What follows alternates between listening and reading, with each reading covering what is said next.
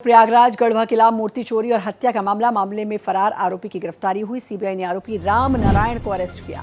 UP के फतेहपुर से आरोपी को अरेस्ट किया गया। प्रयागराज गढ़वा किला मूर्ति चोरी का ये पूरा मामला है और अब फरार चल रहे एक आरोपी की इसमें गिरफ्तारी हुई है। आरोपी राम नारायण को सीबीआई ने अरेस्ट किया है। यूपी के फतेहपुर से आरोपी को गिरफ्तार किया गया। तो प्रयागराज गढ़वा किला मूर्ति चोरी और हत्या का ये पूरा मामले में फरार आरोपी की गिरफ्तारी हुई। सीबीआई ने आरोपी राम नारायण को अरेस्ट किया। प्रयागराज गढ़वा किला मूर्ति चोरी और हत्या का यह मामला और अब इस मामले में आरोपी की गिरफ्तारी हुई है। सीबीआई ने आरोपी राम नारायण को गिरफ्तार किया है। तो यूपी के फतेहपुर से आरोपी को गिरफ्तार किया है। प्रयागराज गढ़वा किला मूर्ति चोरी और हत्या का ये पूरा मामला है। इस मामले में एक आरोपी जो है वो फरार चल रहा था, राम नारायण नाम का आरोपी, जिसको सीबीआई ने फतेहपुर से अब अरेस्ट किया है।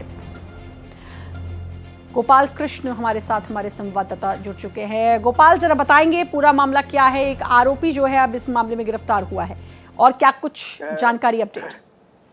जी बिल्कुल श्रद्धा, 24 साल पुराना यह मामला है। सबसे चर्चित मामला है 2002 का, जिसमें गढ़वा किला में मूर्ति चोरी हुई थी। उस दौरान जो है सुरक्षा गार्ड की हत्या कर दी गई थी और उसके बाद ताला तोड़ करके और मूर्ति को जो है उसको चुरा लिया गया था और फिर महिपालपुर के गोदाम में रखा गया था और इसके जरिए विदेश भेज दिया गया था। इस मामले में 11 लोग शामिल थे जांच रिपोर्ट के मुताबिक, और इसमें दूसरा जो सुरक्षा कर्मी था उसको भी बंधक बनाया गया था। और एक भगवान बुद्ध की दुर्लभ पत्थर की मूर्ति थी, जिसको 2 टुकड़ों में टूटा हुआ मिला था उस दौरान। और जो मूर्ति चोरी की गई थी उस मूर्ति को 2,20,000 रुपया में विदेश में इसे बेचा गया था। और इसी सिलसिले में सीबीआई ने इस मामले में एक टीम गठित की थी जिसकी जांच कर रही थी और काफी लंबे समय से फरार चल रहा था और अंततः सीबीआई को कामयाबी मिली है। सीबीआई ने इसे गिरफ्तार किया है। इस मामले में आरोप पत्र दाखिल हो चुके हैं और आगे की कार्रवाई अब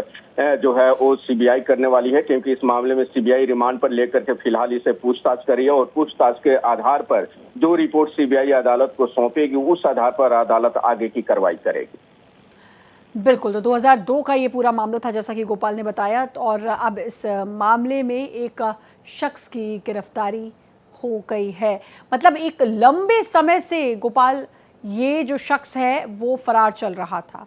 आप समझिए कि तकरीबन 24 सालों तक ये फरार रहा क्या?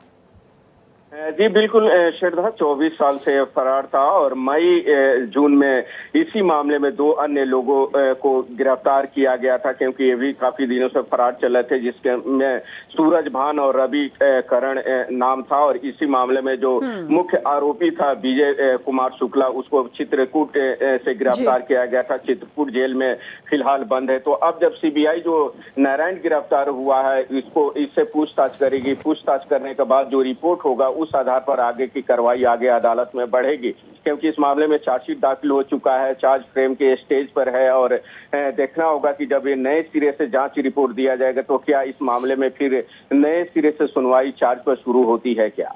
जी, बहुत बहुत शुक्रिया आपका गोपाल, तमाम जानकारी देने के लिए।